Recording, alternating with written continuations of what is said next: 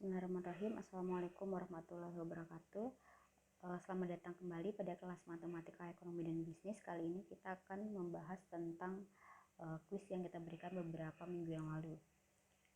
Oke, kemarin soalnya ada 5 soal. Nanti kita akan bahas mulai dari soal yang pertama. Oke, langsung saja pada soal pertama ini pada soal pertama ini diinformasikan bahwa barang itu diproduksi sejumlah 220 unit dengan rata-rata biaya yang dikeluarkan setiap kali produksi ada 8,25 pound sterling, dan kemudian produsen itu menjual kembali dengan harga 9,95 pound sterling. Yang ditanya adalah berapa profit atau keuntungan dari perusahaan tersebut.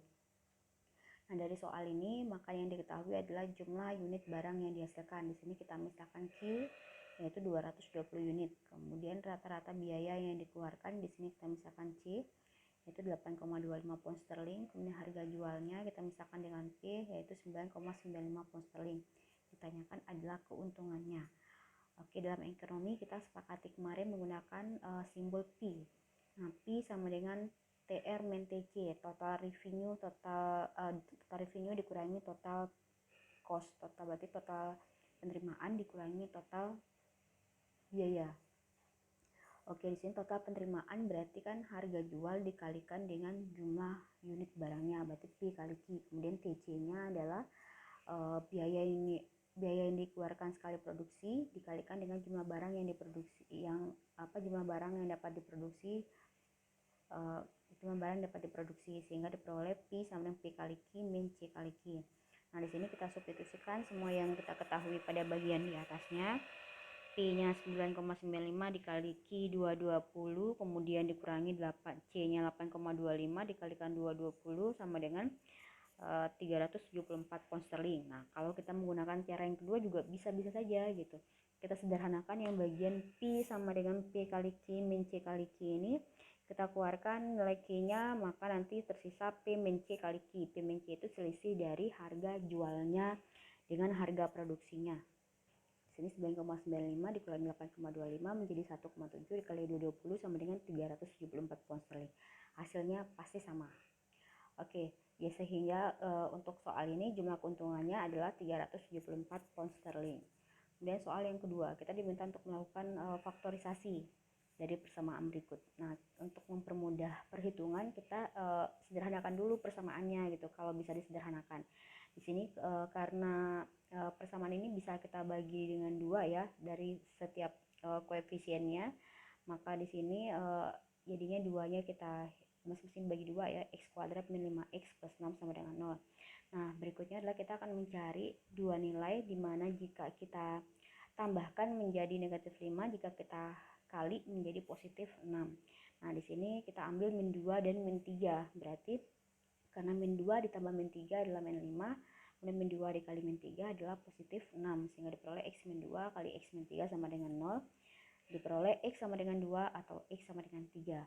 Oke, kemudian kita coba dengan menggunakan rumus ABC yang beberapa hari yang lalu itu dari awal perkuliahan Tegar minta untuk dijelaskan, tapi saya belum sempat menjelaskan ya.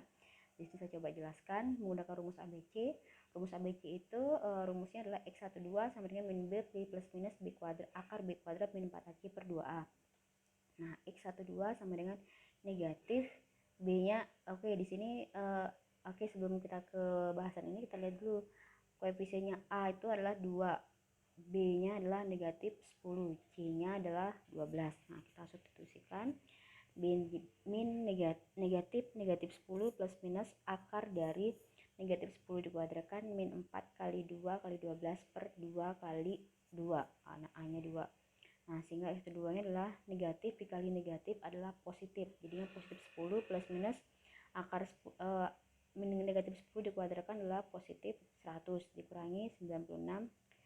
Kemudian menjadi 10 plus minus akar 4 per 4, akar 4-nya kita sederhanakan menjadi 2. Sehingga x keduanya sama dengan 10 plus minus 2 per 4. Nah, untuk yang x pertama kita coba menggunakan penjumlahannya yaitu 10 plus 2 per 4 sama dengan 12 per 4 sama dengan 3. Kemudian x2-nya yaitu kita menggunakan yang bagian pengulangannya yaitu 10 min 2 per 4 sama dengan 8 per 4 sama dengan 2. Oke, itu untuk nomor 2. Kemudian soal nomor 3. diberikan 4 himpunan ya, A, B, C, D dengan elemen-elemennya sebagai berikut. Kemudian yang pertama kita diminta untuk menentukan himpunan A gabung himpunan B. Berarti kita gabung semua elemen yang ada di A dan B. Berarti 1, 2, 3, 4, 5, 6, 7, 8. Yang B, A gabung C, berarti kita gabung A dan C. Berarti 1, 2, 3, 5, 7, 11. Kemudian A iris D. Berarti elemen yang ada di A ada juga di D. Ada demikian juga sebaliknya. Dan sini D-nya itu adalah himpunan semua bilangan real. Berarti kan lebih luas daripada himpunan A-nya. Dan A itu merupakan subset dari himpunan D, sehingga irisan dari A dan D itu adalah himpunan A itu sendiri, yaitu 1, 3, 5, 7. Kemudian B iris D, B iris C. Yang ada di B dan juga ada di C, berarti hanya ada 2. 4 tidak mungkin karena tidak ada, 6 juga tidak ada, 8 juga tidak ada, 5 juga tidak ada di kedua-duanya, sehingga yang ada hanya 2. Nah, kemudian berikutnya adalah A iris B gabung C. Oke, di sini kita bisa menggunakan menjabarkan sebagai berikut: A iris B digabung A iris C. A iris B-nya itulah himpunan kosong, kemudian A iris C-nya adalah 357, sehingga gabungannya adalah 357. Untuk nomor 3 jelas ya. Kemudian nomor 4 sekarang. Nah, untuk nomor 4 kita diminta untuk melakukan mencari titik equilibrium dari model berikut. Nah, di sini modelnya adalah menggunakan model non-linear ya. Oke, kita misalkan untuk persamaan pertama adalah 2Q kuadrat plus 10Q plus 10. Kemudian persamaan kedua adalah min Q kuadrat min 5Q plus 52.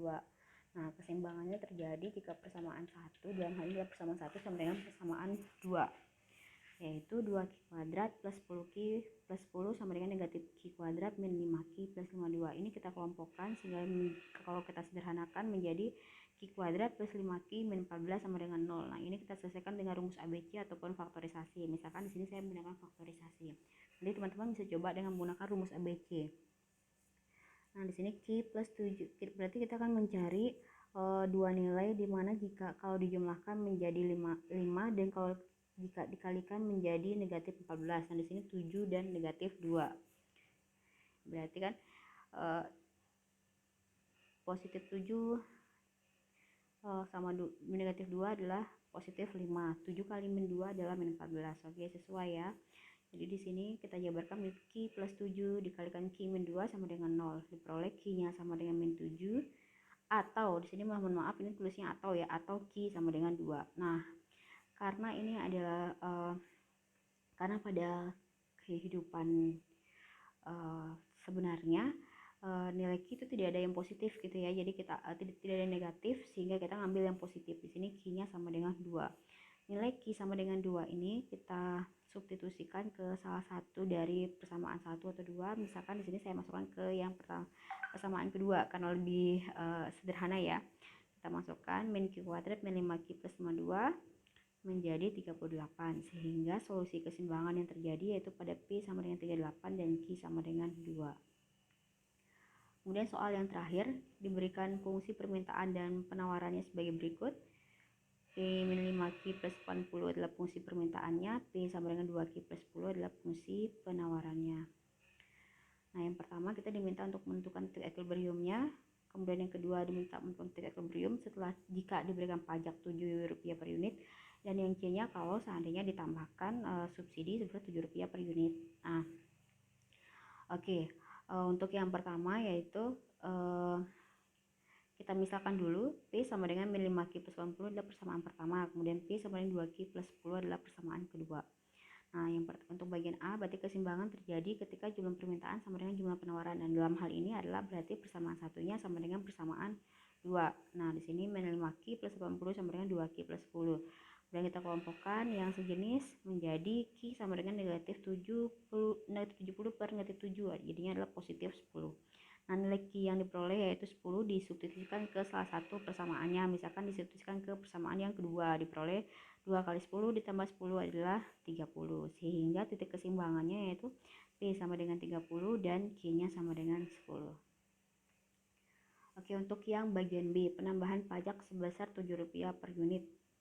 Nah, penambahan pajak ini yang berpengaruh adalah hanya fungsi penawarannya saja.